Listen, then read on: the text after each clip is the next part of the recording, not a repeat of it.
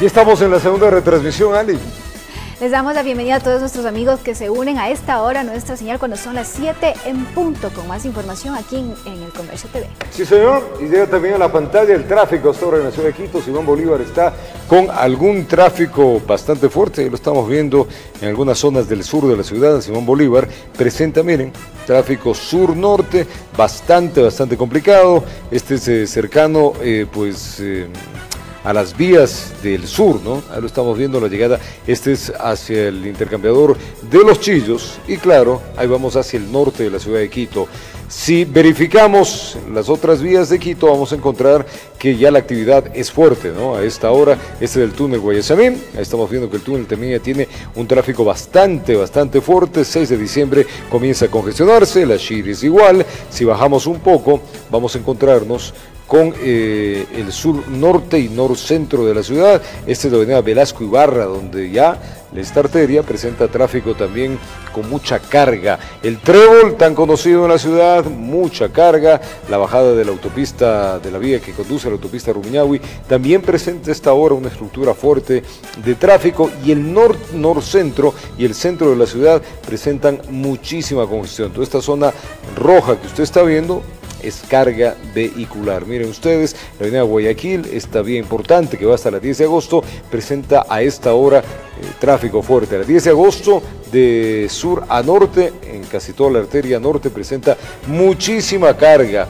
Y si vamos un poco hacia la calle Bolívar, vamos a ver que subimos al occidental, y occidental también tenemos algunos puntos bastante fuertes de tráfico. Miren ustedes acá en esta vía, el Humberto Albornoz, en el norte, también tiene tráfico. Miren el occidental. Y acá tenemos algún flujo importante, esto ya es en el norte, el Antonio José de Sucre, esta intervalación de la Marina de Jesús también está con muchísimo tráfico. En general, a esta hora, Ali, Quito ya despierta con actividad, lo que quiere decir que hay que salir a trabajar con mucha buena energía, recuperar el tiempo perdido y estos últimos meses del año, vea, producir el triple. Claro, como no puede ser de otra manera. Así que deseándoles un excelente día, póngale buena energía, ya sabe cómo está el tráfico, trate de irse por otras vías para que tenga paciencia y llegue a tiempo a sus actividades. Así está, Dios le oiga. Bueno, les contamos que la Asamblea Nacional iniciará el tratamiento de la Ley de Crecimiento Económico que aspira a recaudar más de 700 millones de dólares. Este martes el Consejo de la Administración Legislativa conocerá la norma y decidirá a qué comisión será remitida. Corre el tiempo y en la legislatura se sabe que no se lo puede perder. Es por eso que este martes el CAL conocerá el proyecto de reformas tributarias que, a decir de varios legisladores, en una primera lectura, tiene aspectos positivos en materia económica. El hecho de haber eliminado el anticipo del impuesto a la renta hará en la práctica que las empresas, sobre todo medianas y también las pequeñas, tengan mayor capital de trabajo. La eliminación de ciertos aranceles a los teléfonos inteligentes, a las computadoras. Sin embargo, habría nuevos impuestos que causan preocupación por el posible incremento del costo de la vida en los ecuatorianos. Un ejemplo sería la imposición del pago de IVA en servicios de plataformas digitales. Es clarísimo de que posiblemente los afectados por esta legislación puedan trasladarle eso al consumidor. Eso es cierto. Hay cosas que no están claras. Yo fui el proponente de que se derogue el impuesto verde y aquí estoy viendo que a lo mejor se quiere licuar 2 o 3 impuestos en uno solo. Pero para el oficialismo, la Ley de Crecimiento Económico está bien enfocada.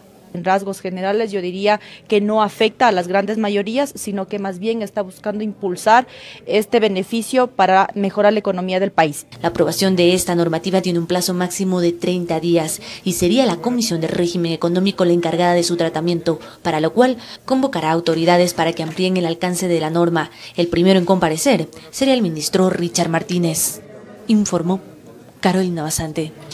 7:05 en la mañana, la legalización del aborto en casos de violación aún no está descartada. Será decisión de la Corte Constitucional luego de que sea revertido el veto presidencial del Código Orgánico Integral Penal. La Comisión de Justicia se prepara para analizar, amigos, las objeciones. En 30 días deberá ser aprobada esta norma. Veamos. Cumplido el plazo, el veto parcial del Código Integral Penal llegó a la Asamblea Nacional. En esta se presentan las observaciones hechas por el Ejecutivo a la normativa aprobada el pasado 17 de septiembre en un extenso y polémico debate. Tenemos un veto de 41 artículos y 4 de ellos existen preocupaciones de constitucionalidad.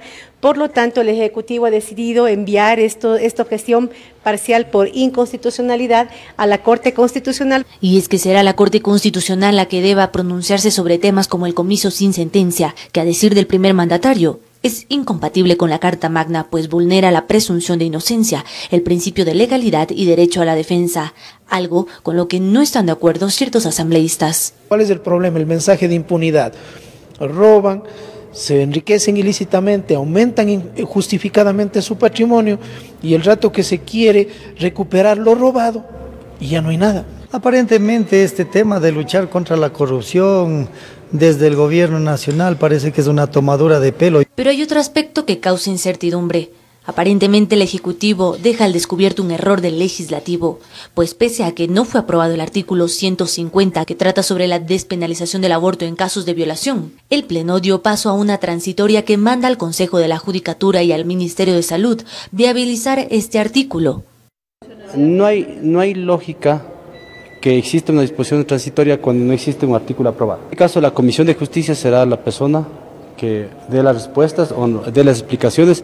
La transitoria en mención fue vetada como inconstitucional, lo que abre la posibilidad de que la Corte Constitucional en última instancia se pronuncie sobre el aborto. La Corte Constitucional tendrá que evaluar el tema y tendrá que emitir un dictamen que será de cumplimiento obligatorio, es decir, sea lo que sea, la Asamblea tendrá que acatarlo. Bueno, esperamos de que la Corte actúe de acuerdo al espíritu legislador, porque el espíritu legislador pues no trató el artículo 150.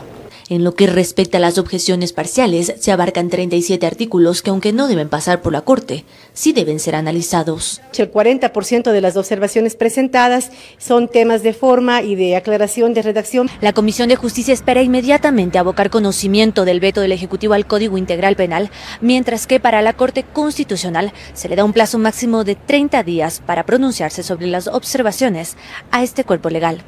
Informó Carolina Basante. El comiso sin condena y la despenalización del aborto en casos de violación son dos de los temas que forman parte de las reformas al Código Orgánico Integral Penal y que el presidente Lenín Moreno ha solicitado sean analizados por la Corte Constitucional antes de su aprobación. Son 37 objeciones parciales y 4 de inconstitucionalidad lo que contempla el veto del Ejecutivo a las reformas planteadas al Código Orgánico Integral Penal, aprobadas en la Asamblea Nacional el pasado 17 de septiembre. Básicamente es que el presidente presume que los textos, que los artículos, que las reformas que fueron aprobadas por la Asamblea Nacional violentan varios derechos, varios principios reconocidos en la Constitución de la República. En dicho escenario, lo que procede es que el texto es remitido a la Corte Constitucional para que esta alta magistratura finalmente diga si es que el texto que aprobó la Asamblea Nacional tiene o no vicios de inconstitucionalidad. La Corte en un plazo de 30 días emitirá sentencia, con dos posibilidades: que la Asamblea reforme los artículos para que guarden compatibilidad con la Constitución, o los deje de considerar, porque violentarían la norma constitucional. Entre los temas que han sido objetados por inconstitucionalidad se encuentra la figura del comiso sin condena, el aborto en casos de violación, la despenalización del aborto en casos de violación, un tema relacionado a la declaratoria, al levantamiento del estado de excepción y finalmente sobre la presunción de inocencia para que sean juzgados en ausencia las personas que han cometido delitos sexuales en contra de niños, niñas y adolescentes. El constitucionalista Rafael Ollarte no comparte criterio con el Ejecutivo en relación a la despenalización del aborto en casos de violación. El presidente de la República, ¿qué dice inicialmente? Dice, no es posible que exista una disposición transitoria que regule un tema que no tiene disposición permanente que normar. Entonces, claro, la segunda transitoria se refería a la reforma al artículo 150 del Código Integral Penal. Como esa disposición no existe, el presidente de la República dice que es inconstitucional por el fondo y por la forma. Yo no creo que por ninguna de las dos. Con lo que cree temporalmente el balón pasaría a la cancha de la Corte Constitucional. Porque la Corte puede decir, bueno, me puede parecer mal que haya una transitoria sin norma permanente, pero eso no necesariamente será contrario a la Constitución. Así es que nos dejará el problema para el futuro porque tendremos una transitoria sin norma permanente. Informó Héctor Romero. Vamos a retornar, son las 7:10 en la mañana. En Otavalo, los comuneros de la provincia de Imbabura entregaron varias armas de fuego a la Policía Nacional que fueron decomisadas en las manifestaciones pasadas. Además, la Contraloría General del Estado inició acciones de control a la prefectura de Pichincha por el uso de recursos públicos durante las manifestaciones. Ya regresamos con esta información.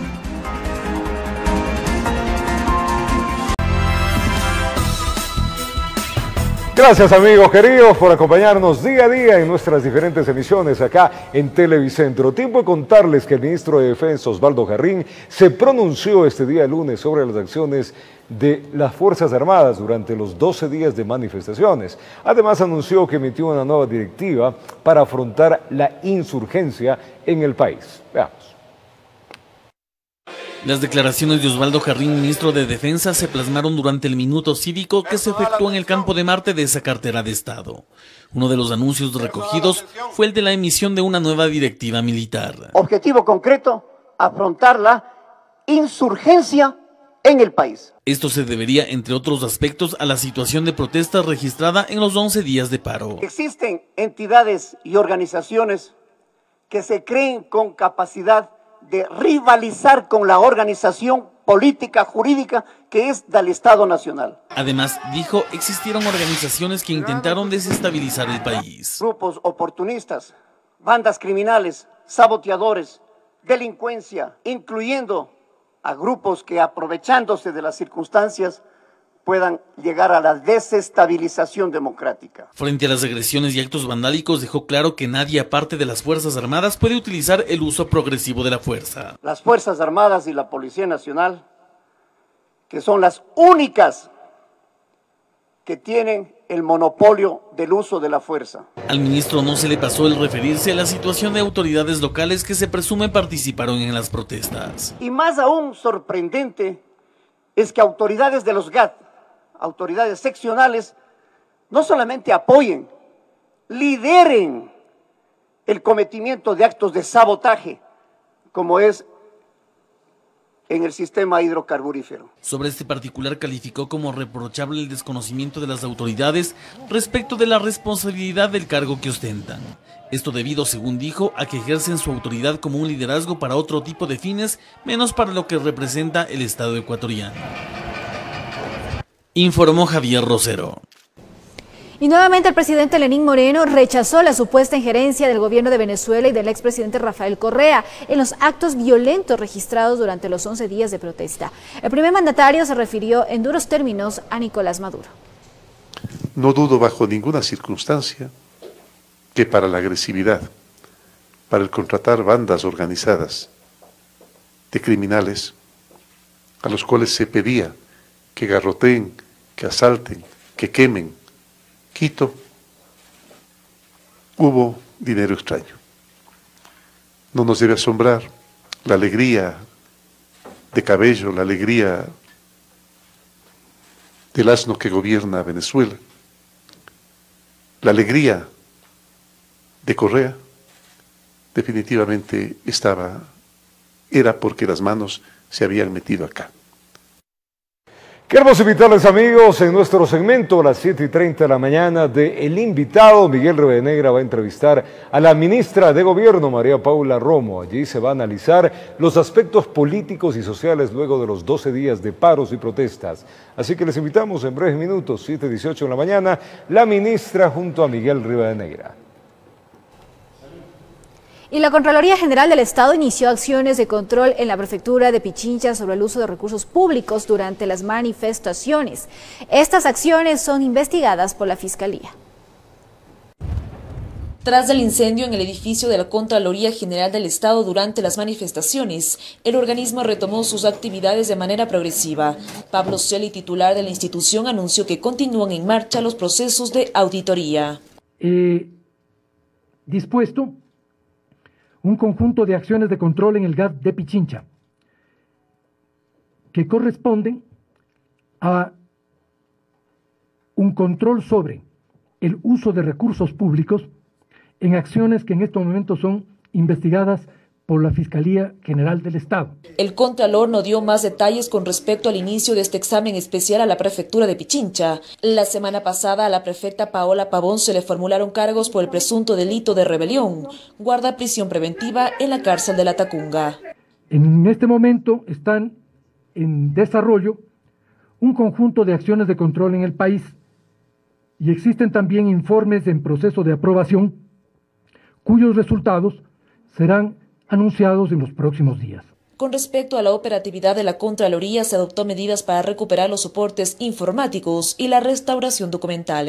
El data center de la institución fue reubicado, se encuentra en funcionamiento, por lo cual la web institucional ha sido activada.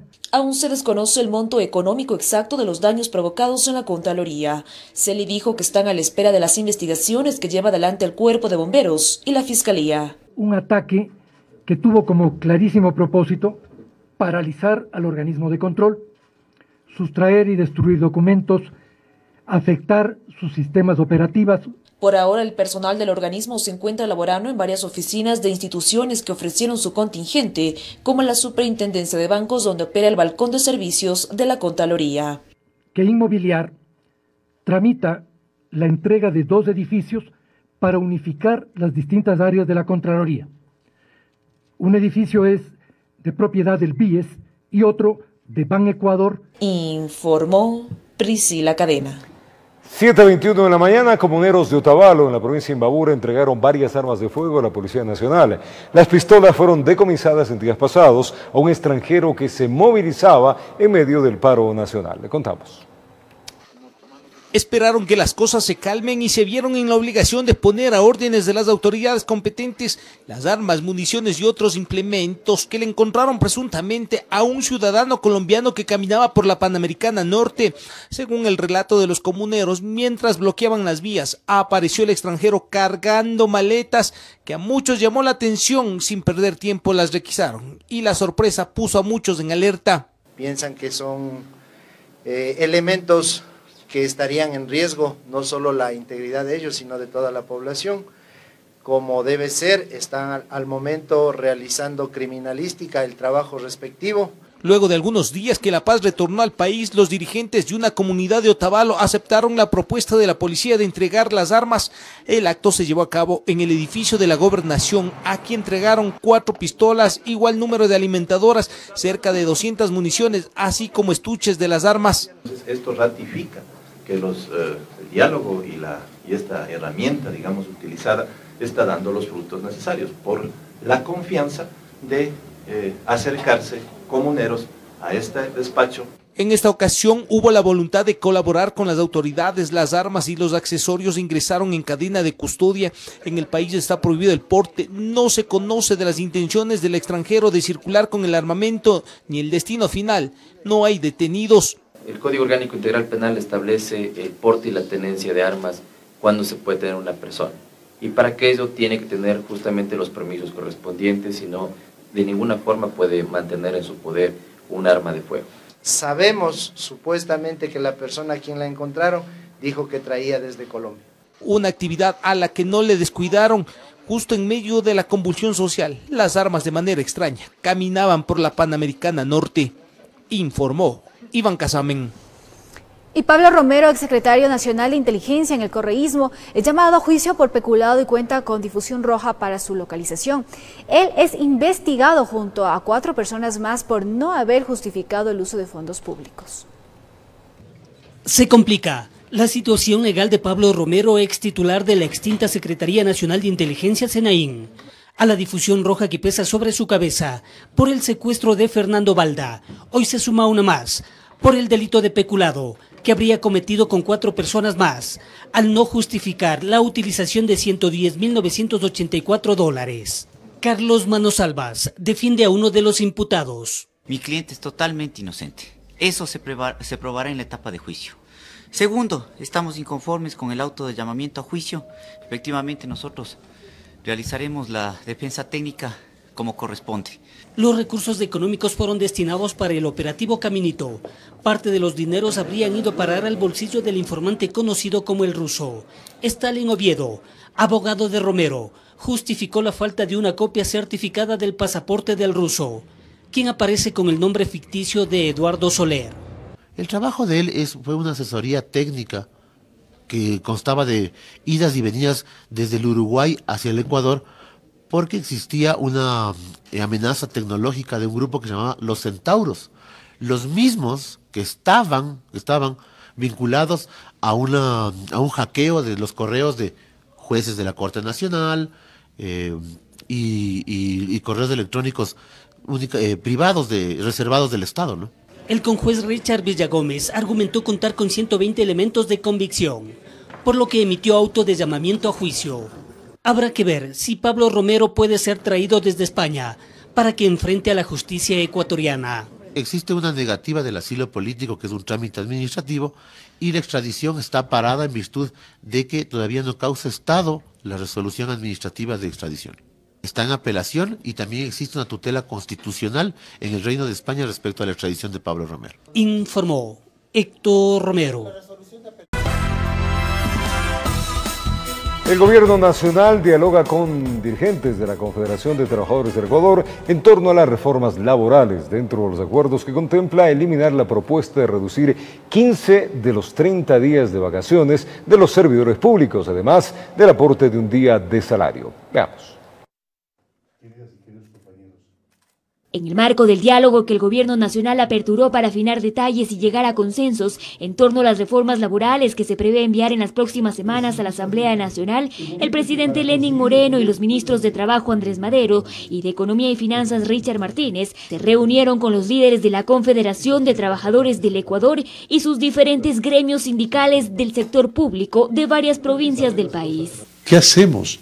¿Qué hacemos? Ustedes que trabajan, ¿qué hacemos para poder integrar a esa gran masa desocupada en trabajos? Ustedes saben perfectamente que en el sector público ya no hay cabida. En el sector público ya no hay dónde poner gente.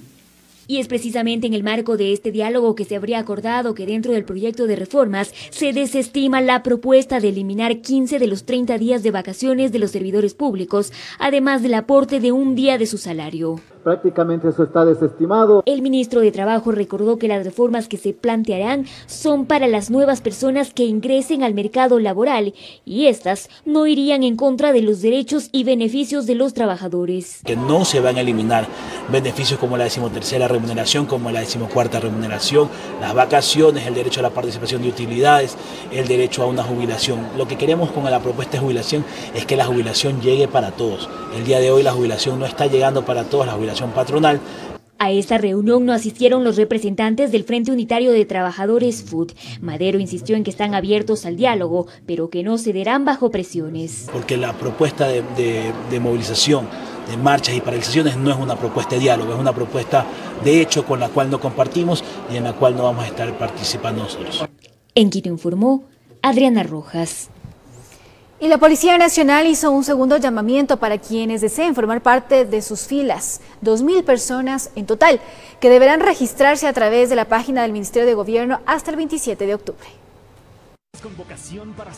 La Policía Nacional busca sumar al menos 2.000 elementos policiales a sus filas. A través de una rueda de prensa, representantes del Ministerio de Gobierno y la Policía dieron detalles del proceso de reclutamiento, selección e ingreso de servidores policiales en este segundo llamamiento. 200 para el nivel directivo, que representa a los cadetes para que se formen en Escuela Superior de Policía, y 1.800 cupos para los técnicos operativos, de los cuales tenemos 1.530 para varones y 270 para mujeres. Pues para postularse hay requisitos indispensables que cumplir. Ser ecuatoriano de nacimiento o naturalización, tener una edad de 18 hasta 25 años en el día de su registro. La estatura para varones 1,68 y para mujeres 1,57. Quienes estén interesados deben ingresar a la página reclutamiento.ministeriodegobierno.gov.es/reclutamiento, crear una cuenta, registrarse y postularse desde el 22 al 27 de octubre de 2019, conforme al último dígito de la cédula de ciudadanía. El martes 22, los que terminan en 1 y 2, en su último dígito, el miércoles 23, 3 y 4, el jueves 24, 5 y 6, el viernes 25, 7 y 8, el día sábado 26, 9 y 0. Y el domingo lo podrán hacer todos los dígitos. Los aspirantes que apunten llegar al nivel directivo, cuya formación la realizarán en la Escuela Superior General de Policía Alberto Enríquez Gallo, deberán obtener una nota de 800 puntos como mínimo en el examen Ser Bachiller. Que tengan 800 puntos en la CENESID hacia adelante. Y para el nivel técnico operativo, que son para los policías, se apertura con la nota CENESID 750 hacia adelante y con un cupo abierto, hombres y para mujeres.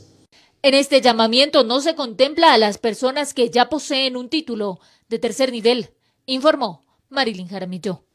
Presta atención lo que le vamos a comentar a través del decreto 901. El presidente de la República, Lenín Moreno, realizó cambios en su gabinete ministerial, de tal manera que Iván Granda pasa al frente del Ministerio de Inclusión Económica y Social, en reemplazo de Berenice Cordero, quien renunció a su cargo, mientras que en la Secretaría Anticorrupción queda a cargo de Dora Azucena Ordóñez Cueva. Además, se oficializó a Catalina Andramuño como la nueva ministra de Salud, quien desde hace ya 3 meses atrás se desempeñaba al frente de esta cartera de Estado tras la salida de Verónica Espinosa. Y frente a la propuesta gubernamental de gravar con el IVA los servicios digitales, la Cámara de Innovación y Tecnología considera que los servicios profesionales y alojamiento deberían mantener la exención tributaria para sostener la competitividad. Gustavo Flores trabaja con 2 aplicaciones digitales para servicios de movilización y alimentación, que por ahora no están grabados con IVA. Ya están cobrando el IVA con el pedido, más el envío nos afectaría en cuanto a que ya no quieren el servicio. La directora ejecutiva de la Cámara de Innovación y Tecnología observa si bien los impuestos deben obedecer a un aporte colectivo en función de los ingresos, al margen de las plataformas de servicios de alimentación o entretenimiento. Servicios profesionales y alojamiento de información en la nube. Entonces es importante mantener estos beneficios para que estas empresas puedan seguir manteniendo costos bajos y apoyar toda la transformación digital. También se plantea aplicar el ICE a la entrega de fundas plásticas por parte del establecimiento de comercio, solicitadas para cargar o llevar los productos, con una tasa específica de 10 centavos de dólar. La idea es un poco desestimular, por supuesto, el uso de las fundas y que las personas, la ciudadanía, vea en las fundas de tela, cuando va al supermercado o al mercado, vea una opción ambiental. Pero los distribuidores y dueños de locales de venta de comidas que a diario utilizan no pocas unidades, creen que aquello incidiría. Al final se traspasan al cliente, al consumidor final. Tenemos personas que por 5 centavos en estos negocios caminan 2, 3, 10 cuadras más. Y a veces te reclaman por un pan de 12 centavos. Ahora para pagar una funda. Claro, porque ya están acostumbrados a 50 centavos, porque a veces nomás dice, a veces decían hasta de 40. El texto, sin embargo, contempla exenciones para el uso industrial, agrícola, productos congelados, biodegradables debidamente certificadas, e incluso las que contengan como mínimo 50% de materia prima reciclada. El Parlamento tiene 30 días para su análisis y aprobación. Informó Jorge Escobar. 7:37 de la mañana en Guayaquil, el ministro de Ambiente Raúl Ledesma y alumnos de 2 colegios particulares participaron en la reforestación de 100 árboles, esto en el Parque Samanes. Según el secretario de Estado, la mejor forma de hacer conciencia ambiental es incentivar a las nuevas generaciones. Veamos.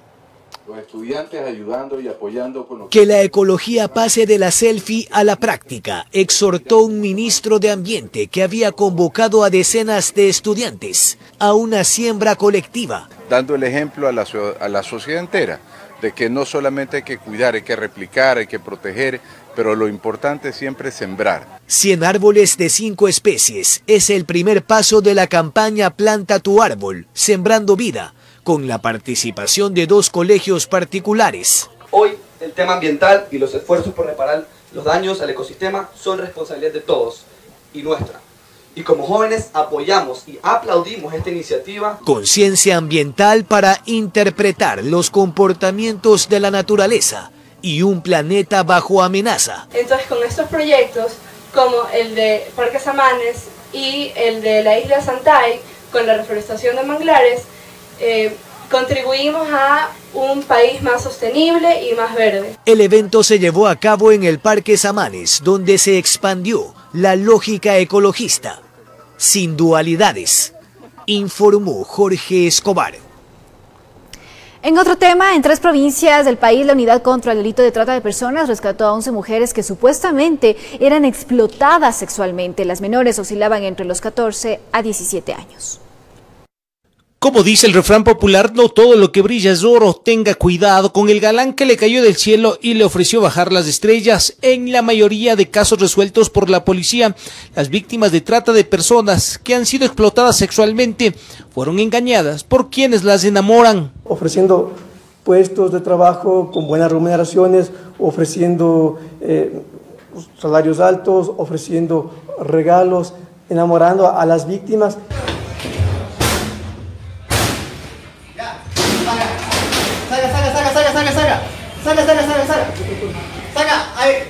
En los últimos días, la Unidad contra el Delito de Trata de Personas realizó varios operativos en las provincias de Guayas, Morono, Santiago y Pichincha.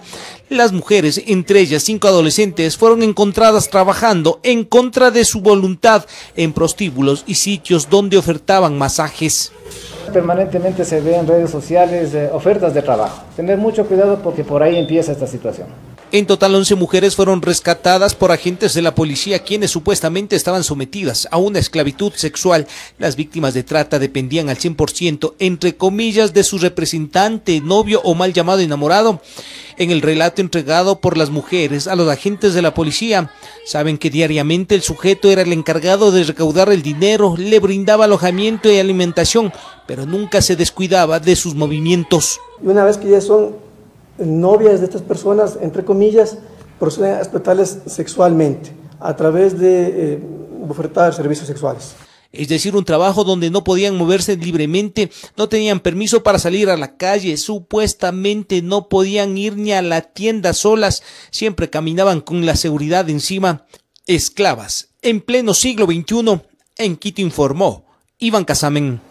Personas que retiraron dinero de una institución bancaria, amigos, fueron asaltados minutos después de que la policía los escoltara a su local comercial. Ellos aseguran que los delincuentes llegaron directo al bolso donde encontraba el dinero, por lo que mantienen la hipótesis de que existe fuga de información. Le contamos. Exactamente 27 segundos les tomó a estos 2 presuntos delincuentes entrar a este local y llevarse una fuerte suma de dinero que se encontraba en un bolso. Le dieron un cachazo en la cabeza, le rompieron la cabeza, está con un corte en la cabeza. Ya que estaban en esta andanza, aprovecharon y también sustrajeron los celulares de las personas que se encontraban ahí. Con pistolas a asaltarnos y se llevaron el botín, que es el dinero. Pero esto tiene un antecedente. Las personas asaltadas retiraron dinero de una entidad bancaria y por la cantidad que llevaban desde el banco les aconsejaron pedir resguardo policial. Detrás de todo esto no sabemos la complicidad desde dónde viene, si es de la gente del banco mismo, empleados que trabajan ahí, la gente de seguridad. Pueden ser, en estos momentos se desconfía de todo el mundo, ¿no? Pueden ser hasta los motorizados. Esto lo sostienen pues al observar el video manifiestan que los presuntos asaltantes van directo al bolso con el dinero en efectivo. Y solo después de ello proceden a retirar los dispositivos móviles, pero solo a las personas que utilizaban en ese instante. Es decir, aseguran, sabían a lo que iban. Todo esto ya es delincuencia organizada, porque desde que estuvimos en el banco sabían dónde guardaron el dinero, ¿no? Entonces en los videos se ve que ellos ingresan únicamente y lo que buscan es el bolso, porque el dinero fue guardado en ese bolso desde el retiro de ventanilla. Al momento, efectivos policiales se encuentran al tanto del hecho e investigan a los sospechosos del robo.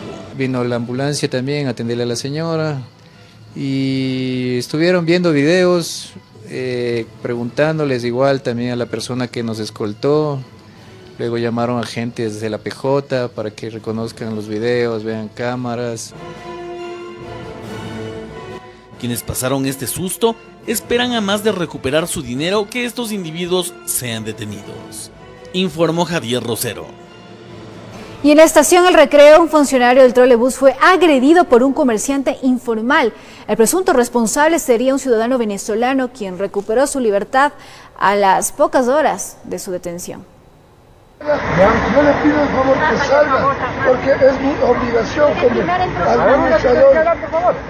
como administrador de parada, mi responsabilidad. Por cumplir con su trabajo quedó bañado en sangre. La supuesta reacción del comerciante informal obedecería a que el funcionario del trolebús le pidió que salga de las instalaciones, que no podía vender sus productos. La ira del ciudadano extranjero la descargó cayéndole a golpes al empleado municipal, quien recibió un fuerte golpe en la cabeza.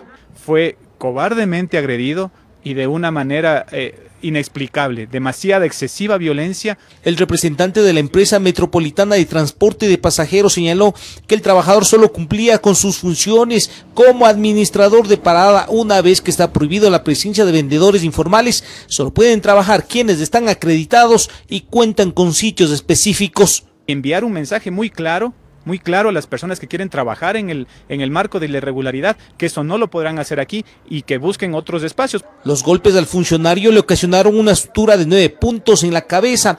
El hecho se hizo público en las redes sociales. Que de parte de la empresa patrocinaremos directamente esta acción judicial que la presentará nuestro compañero. Entonces, el supuesto agresor, un comerciante de nacionalidad venezolana, fue retenido por las personas y entregado a la policía, que llegó al sitio. Sin embargo, recuperó la libertad a las pocas horas. El agredido, patrocinado por la empresa metropolitana, colocará la denuncia respectiva. Estamos preparando todo el expediente porque vamos a actuar de manera enérgica como corresponde en estos casos. No es la primera vez que un trabajador del sistema público de transporte es agredido. Semanas atrás, el conductor de una unidad de trolebús también fue golpeado. En Quito informó Iván Casamen. El gobernador del Guayas, Pedro Pablo Duarte, dio a conocer detalles sobre la desarticulación de una banda que venía operando en el interior de la Comisión de Tránsito del Ecuador en Guayaquil, la misma que se dedicaba a la emisión de licencias y otros documentos. Te contamos. La Fiscalía junto a directivos de la Comisión de Tránsito del Ecuador tardaron 40 días para poder investigar y desarticular esta banda de tramitadores que venía operando dentro de la CTE, específicamente en el área de brevetación donde se emiten las licencias.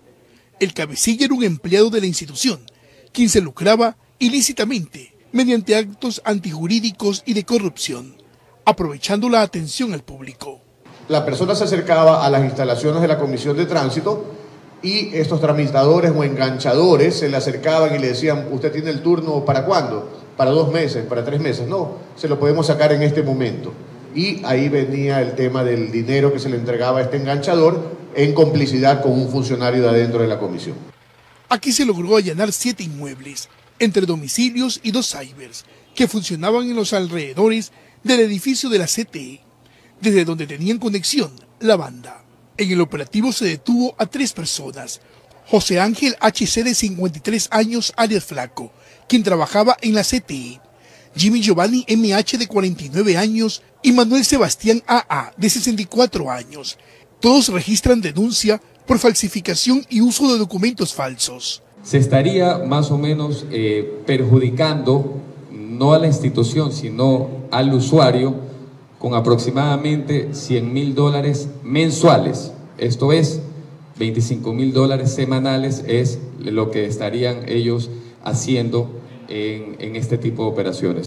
Entre las evidencias se encontró 9 CPU, 3 computadoras portátiles, 9 celulares, $6.460 en efectivo, una placa metálica, 2 matrículas de vehículos, 3 licencias de conducir y 5 documentos varios.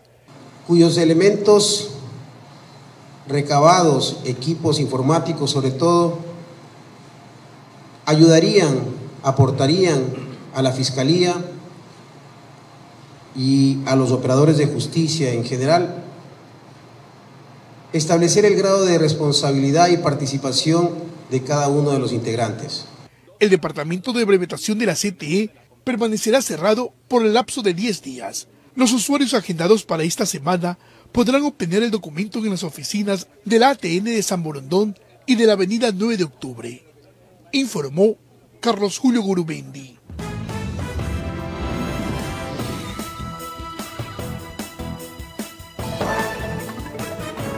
Un saludo afectuoso a los televidentes de Televicentro, Noticiero El Comercio TV y a los oyentes de Platinum FM y Radio Quito, La Voz de la Capital. Con nosotros este martes la ministra de Gobierno María Paula Romo con estas noticias que, si bien algo vamos estabilizando la paz tan fundamental para el Ecuador, sin embargo preocupan. El fin de semana Jaime Vargas, presidente de la CONAIE, dice que va a crear su ejército propio. Ayer en Imbabura encontraron armas. ¿Qué está pasando en el país, ministra? Buen día. Buenos días, Miguel. Buenos días a sus oyentes, sus televidentes. Efectivamente, creo que hay que entender lo de las últimas semanas como varias cosas que sucedieron al mismo tiempo. No quiero decir coincidieron porque no fue coincidencia, pero varias cosas que sucedieron al mismo tiempo. Y si bien no se puede negar que hay sectores, algunos sectores que lo que estaban es manifestando un descontento social, eso es una cosa, pero otra cosa es atacar infraestructura estratégica del Estado, atacar un cuartel militar, secuestrar policías y militares, quitarle agua, la Contraloría, una tanqueta, carros de los militares, quitarle agua a una ciudad, tomarse las antenas, quemar Teleamazonas, tratar de tomarse el comercio. Entonces, esto es atacar infraestructura estratégica del Estado, es saltarse las más elementales reglas, incluso de la guerra, Miguel, no digamos de la protesta. El ataque a 42 ambulancias atacadas durante los 12 días de violencia extrema que vivió el país, y creo que eso hay que diferenciarlo. Una cosa será quien manifieste su descontento con una decisión o con una realidad, eso es un tema. Otro tema es armar a los manifestantes, como las armas que recibimos ayer en Imbabura de un grupo de la dirigencia indígena de esa provincia, que precisamente decía que esas armas las recibió durante el paro, que no quiere tener las armas, que no quiere usar las armas, que las devuelve. Son armas nuevas. ¿Quién le dio? ¿Quiénes son estos extranjeros que han eso es lo que hay que investigar. No nos han dado más información sobre quién las entregó. Es la Fiscalía la que tiene ahora que conducir la investigación, que por supuesto la policía va a auxiliar, pero eso nos hace mirar un panorama en el que no podemos confundir la protesta o la manifestación de un descontento con grupos organizados, planificados, conducidos, que atacan pozos petroleros, agua potable, medios de comunicación, antenas de telecomunicaciones. Esto no es una protesta, el ir 600 personas a atacar un cuartel militar, un rastrillo militar, Miguel, un lugar en donde están almacenado el armamento, almacenadas las armas de las Fuerzas Armadas. Eso ya no fue casual, lo de la Balbina no fue casual. Para nada, y lo atacan usando voladores como proyectiles. Del ataque a la Balbina, Miguel, hay 6 personas heridas, ninguno es un civil. Son 5 militares y un policía, porque aún en ese contexto, aún en un momento tan delicado como el ataque a un cuartel militar, ¿cómo se respondió? Con fuerza disuasiva. Ni siquiera al defender un rastrillo militar se usó fuerza letal. Tenemos 12 días de contención de un intento, efectivamente, de desafío al Estado, no solamente un ataque contra el gobierno, es al Estado. Después de esos 12 días, en ningún momento la fuerza pública usó fuerza letal.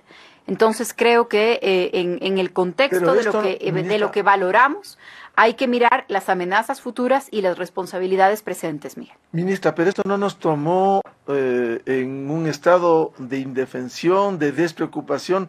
Recién ayer el ministro de Defensa habla de la insurgencia y meses atrás, después de que Patiño, el ex canciller y ex ministro de Defensa, ya en la Tacunga dijo, vamos a la resistencia combativa, vamos a tomar unas instituciones, 1 año y el Estado no despertó. Bueno, yo creo que si el Estado hubiera estado totalmente desprotegido o totalmente inadvertido de estas amenazas, entonces el resultado habría sido el no poder sostener la institucionalidad. Se sostuvo la institucionalidad, se sostuvo no solamente al gobierno, sino a la democracia en el país. Lo que se pretendía era un escenario de anarquía y de caos, y fue lo que no permitimos. El trabajo que hizo la fuerza pública, la policía en el área de su competencia, las Fuerzas Armadas en el área de sus competencias también, fue un trabajo muy importante y el resultado está aquí. Tenemos una institucionalidad que está funcionando. Tenemos a los hospitales funcionando, a la Administración de Justicia funcionando, la policía sigue dando resultados, es decir, el sector público, el Estado de Derecho está aquí. Pero ¿Teníamos una idea de la magnitud de lo que estaba sucediendo? No, Miguel, esa es la verdad.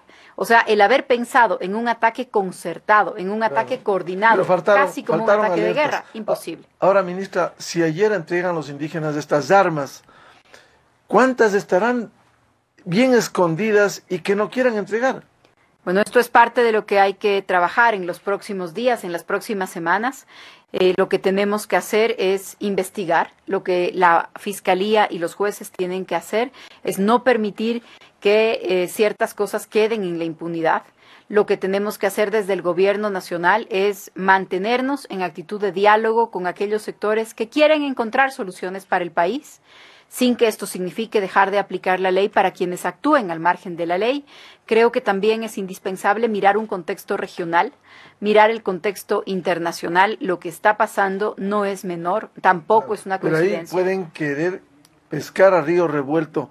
¿Cómo se dialoga sanamente con un sector que dice que quiere crear su ejército, como dijo Jaime Vargas, presidente de la CONAIE? Bueno, eso es imposible y está fuera de cualquier comprensión del Estado de Derecho, de la democracia. Hay cosas que son imposibles, que son inaceptables, que violan la ley.